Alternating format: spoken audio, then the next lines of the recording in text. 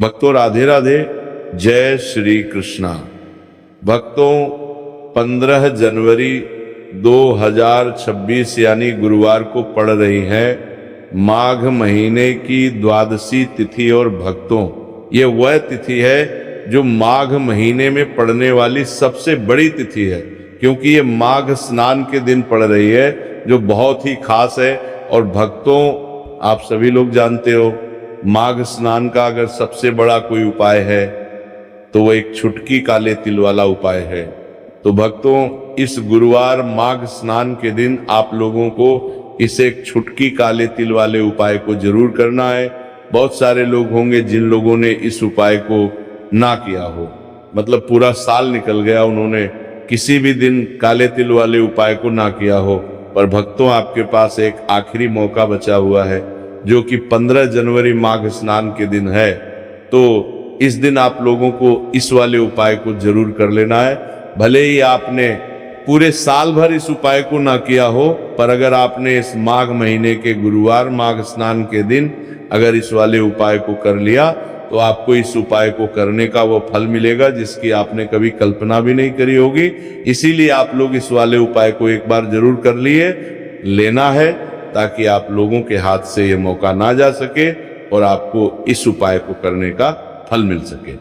भक्तों ये उपाय पूज्य पंडितों और गुरुओं ने अपनी अभी की ही शिव महापुराण, जो हमारे हिंदू धर्म के 18 प्रमुख पुराणों में से एक है, उसी महापुराण की कथा में बताया है।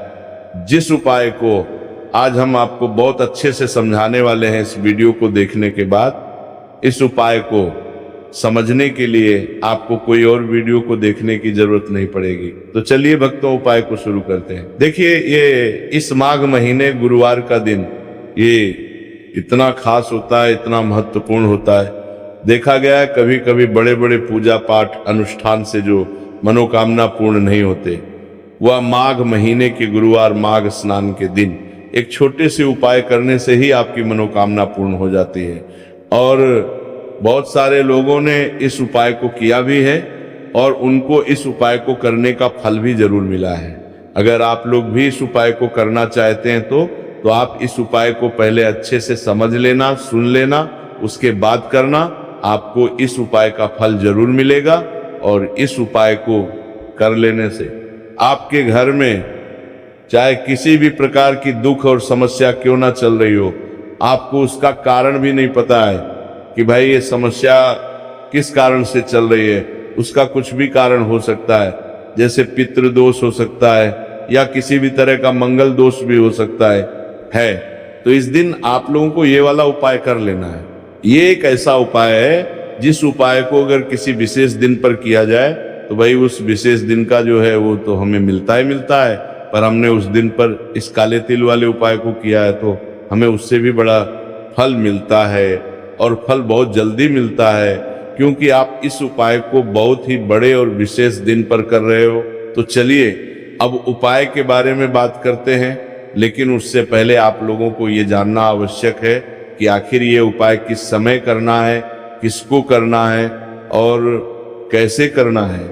तो चलिए हम आगे आपको वीडियो में एक एक करके बता देते हैं। लेकिन उससे पहले अगर आप लोग हमारे चैनल पर नए हैं तो हमारे चैनल को सब्सक्राइब कर लेना और इस वीडियो को लाइक करके कमेंट बॉक्स में श्री शिवाय नमस्तुभ्यम ओम नमः शिवाय जरूर टाइप कर देना। तो भक्तों इस एक छुटकी काले तिल वाले उपाय को हमें इस गुरुवार माघ स्नान के दिन कैसे करना है, किसको करना है, किस समय करना है और कहां पर करना है, ये सारे सवालों के जवाब आपको इस वीडियो में मिल जाएंगे। और जो ये वीडियो देखेगा भाई उसको एक छुटकी काले तिल वाला उपाय जरूर करना चाहिए, क्योंकि इस दिन काले तिल का भी बहुत ही बड़ा और विशेष महत्व होता है। और जब बात आ जाए एक छुटकी काले तिल की तो ये सोने पे सुहागा वाली बात हो जाती है और ये एक बहुत ही बड़ा उपाय हो जाता है गुरुवार माघ स्नान का। तो अब भक्तों इस काले वाले तिल उपाय को आखिर करना किसको है, सबसे पहले हम लोग वो बात जान लेते हैं। तो देखो घर की जो बड़ी माताएं बहनें होती हैं, उन माताओं बहनों में से कोई भी एक बड़ी माता बहन इस वाले उपाय को कर सकती है। और भक्तों, अगर आप चाहे तो अपने घर में से सभी सदस्यों को भी इस उपाय को करवा सकते हैं। अगर किसी व्यक्ति की खुद की कोई मनोकामना है, खुद की कोई दुख और परेशानी है जो कि वो अपने लिए ही करना चाहता है इस वाले उपाय को, तो वो खुद अपने लिए भी कर सकता है। बाकी अगर कोई घर में से ऐसा है जो कि अपने पूरे घर परिवार की सुख और शांति के लिए ये वाला उपाय करना चाहता है, तो भाई वो भी कर सकता है, उसमें भी कोई दिक्कत वाली बात नहीं है। कहने का मतलब यह है कि इस उपाय को हर एक सदस्य भी कर सकता है और पूरे घर परिवार के सदस्य के लिए घर की बड़ी माताओं बहनों में से कोई एक माता बहन भी कर सकती है। माताएं बहनें अगर घर में उपस्थित ना हो या वो ये वाला उपाय ना कर पा रही हो, तो फिर घर का कोई बड़ा सदस्य भी इस काले तिल वाले उपाय को कर सकता, चाहे फिर वो पुरुष ही क्यों ना हो, उसमें कोई भी दिक्कत वाली बात नहीं है। अब भक्तों, इस एक छुटकी काले तिल वाले उपाय को हमें करना कहां पर है? इसे हमें तुलसी के क्यारे के पास में जाकर करना है। बहुत सारे लोग प्रश्न करते हैं हर एक उपाय को करते समय, क्या हम इस उपाय को घर पर या मंदिर में कर सकते हैं? देखो, तो इस वाले उपाय को आप घर ही करोगे तो अच्छा रहेगा। अगर घर पर तुलसी का पौधा नहीं है तो शिव मंदिर में उपाय को करोगे तो भी अच्छा होगा, इस वाले उपाय को। उसके बाद में भक्तों, जो अगला प्रश्न निकल कर आता है वो ये आता है, इस उपाय को लेकर के आखिर इस उपाय को हमें किस समय करना है? सुबह के समय करना है कि शाम के समय करना है? तो देखो, इस वाले उपाय को आप लोग सुबह के समय भी कर सकते हो और शाम के समय प्रदोष काल में भी कर सकते हो। अब अगर आप पूछो कि भाई साहब सबसे उत्तम समय कौन सा रहेगा इस एक छुटकी काले तिल वाले उपाय को करने का, तो हम आपसे बस यही कहेंगे कि इस उपाय को आप सुबह के समय करेंगे तो ज्यादा बेहतर होगा। बाकी अगर शाम के समय भी करेंगे तो भी अच्छा होगा, उसमें कोई भी दिक्कत वाली बात नहीं है। तो अब भक्तों, जो अगली सबसे बड़ी और महत्वपूर्ण बात आती है वो ये आती है कि सुबह अगर हम उपाय को करेंगे तो हमें कितने बजे से लेकर कितने बजे तक के बीच में करना है, और शाम के समय प्रदोष काल में करेंगे तो हमें कितने बजे से लेकर कितने बजे के बीच में करना है। तो देखो, सुबह जितनी जल्दी हो सके आप उपाय को करने की कोशिश करना। बाकी अगर किसी कारणवश लेट भी हो जाओ, थोड़ी देर भी हो जाए, तो 10 या 11 बजे तक भी आप उपाय कर लेना, पर 12 बजे से ज्यादा देरी ना हो, ठीक है? इस बात का ध्यान रखना। उसके बाद में भक्तों, अगर शाम के समय प्रदोष काल की बात करें, प्रदोष काल का जो समय होता है वह शाम के 6 बजे से शुरू हो जाता है। मतलब शाम के 6 बजे से लेकर 7 बजे के बीच का जो समय होता है, ये समय प्रदोष काल का समय होता है। पर अभी जो मौसम चल रहा है, इस मौसम में जो है शाम बहुत देरी से होती है, तो आप इस उपाय को 7 या 8 बजे के बीच में भी कर सकते हो। मतलब शाम के 6 बजे से रात 8 बजे के बीच में आप कभी भी इस वाले उपाय को कर सकते हो, उसमें कोई भी दिक्कत वाली बात नहीं है। परंतु माघ स्नान के दिन कोशिश करना कि समय के अंतर्गत ही कर लो। किसी कारणवश ना कर पाओ तो थोड़ा देरी से भी कर सकते हो, आपको उपाय का फल जरूर मिलेगा। तो चलिए बात करते हैं हमारे पहले उपाय की। देखिए, इस उपाय के लिए आपको 2 दीपक लेने होंगे। दोनों ही दीपक आप मिट्टी के भी ले सकते हैं और दोनों ही दीपक आप शुद्ध आटा मढ़कर उनके भी तैयार कर सकते हैं। अब भक्तों, दोनों ही दीपक के अंदर आपको शुद्ध घी का प्रयोग करना होगा और एक दीपक के अंदर आपको गोल रुई की बाती का प्रयोग करना होगा और एक दीपक के अंदर आपको लंबी बाती का प्रयोग करना होगा। लंबी बाती वाले दीपक के अंदर आप मौली वाला जो धागा आता है कलावा का, उसकी बाती का प्रयोग भी आप लंबी बाती वाले दीपक के अंदर कर सकते हैं। देखिए, 2 दीपक वाला ये चमत्कारी उपाय केवल गुरुवार की रात्रि में ही किया जाता है, इसीलिए आपको इस उपाय को बहुत ही ध्यान से समझना। इसी के साथ में आपको एक छुटकी काले तिल के दाने लेना है और इसी के साथ में आपको मात्र एक छुटकी हल्दी भी लेनी होगी। अब भक्तों, ये सभी सामग्री लेकर के आपको रात्रि के समय पहुंच जाना है अपने घर में, जहां कहीं भी तुलसी जी का पौधा, तुलसी माता का निवास स्थान है, वहां पर देखिए भक्तों, सबसे पहले तो आपके पास जो एक गोलबाती का दीपक, उसे आपको तुलसी जी के वहां पर प्रज्वलित करना है। दीपक को प्रज्वलित करते समय आपको ओम नमो भगवते वासुदेवाय इस मंत्र का 11 बार जाप कर लेना है। अब देखिए भक्तों, आप जो एक चुटकी काले तिल के दाने लेकर के आए हैं, उन्हें आपको अपने सीधे हाथ में रखना है, और जो आपने गोलबाती वाला दीप प्रज्वलित किया है माता तुलसी जी के वहां पर, उसके ऊपर से आपको इन एक चुटकी काले तिल को घड़ी की दिशा में घुमाना है। आपको अपना नाम और अपनी गोत्र को बोल देना है, और फिर आपको इन काले तिल को उससे जलते हुए दीपक के अंदर डाल देने हैं।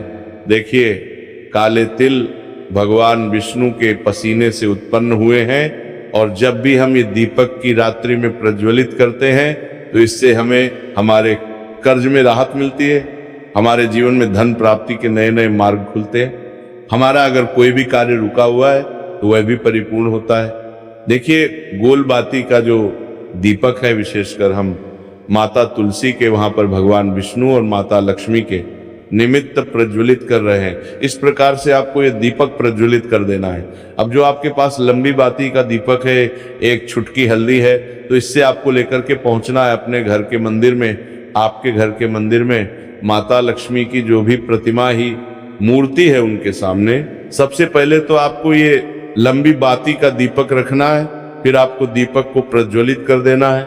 दीपक को प्रज्वलित करते समय आपको ओम महालक्ष्मी नमः इस मंत्र का जाप करते रहना है।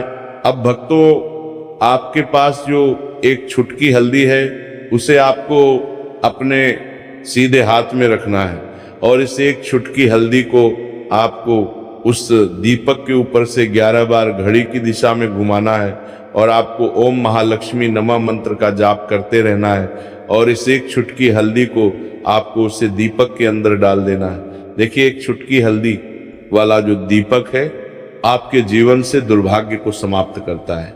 माता लक्ष्मी की आपको कृपा प्राप्त करवाएगा, धन प्राप्ति के आपके जीवन में नए नए मार्ग बनाएगा। देखो, अगला उपाय है, वो भी बहुत ज्यादा खास है।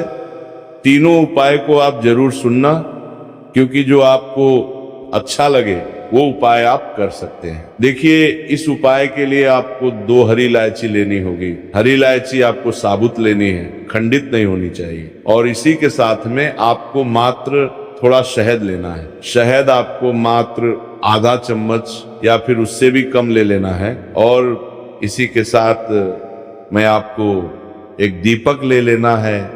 दीपक आप चाहे तो मिट्टी का भी ले सकते हैं, और आप चाहे तो शुद्ध आटा मढ़कर उसका दीपक भी आप तैयार कर सकते हैं। इस दीपक के अंदर आपको मौली का जो धागा आता है कलावा का, उसकी बाती का प्रयोग करना होगा।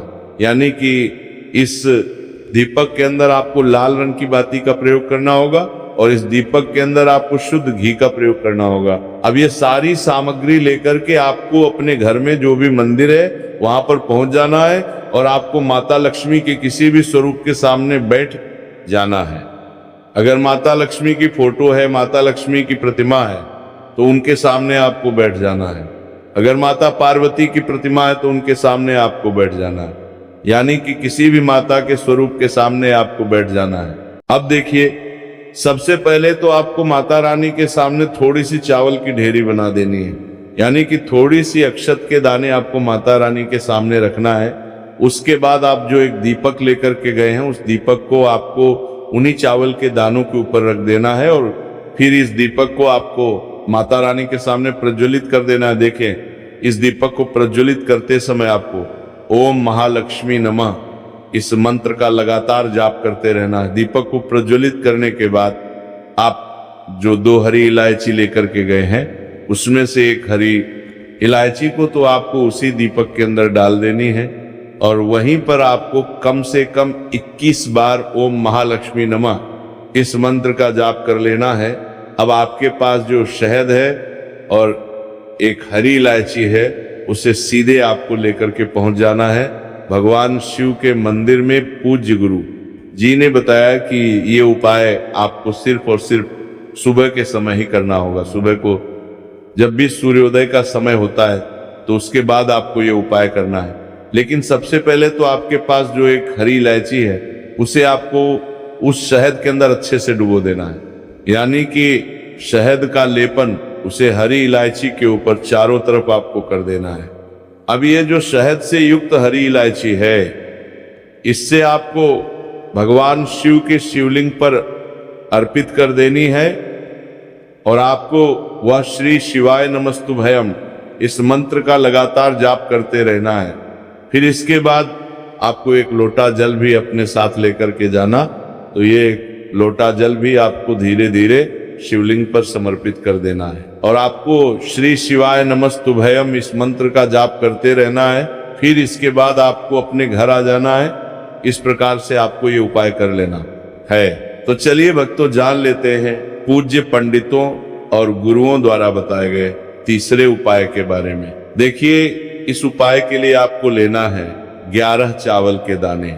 गुरुजी ने कहा है चावल के दाने खंडित नहीं लेने, बिल्कुल साबुत होने चाहिए। उसके साथ में आपको लेना एक बेलपत्र। बेलपत्र का भी एक नियम है, अगर आपके पास बेलपत्र नहीं है तो आप शिवलिंग से उठाकर उसको पुनः शुद्ध जल से धोकर इस्तेमाल कर सकते हैं।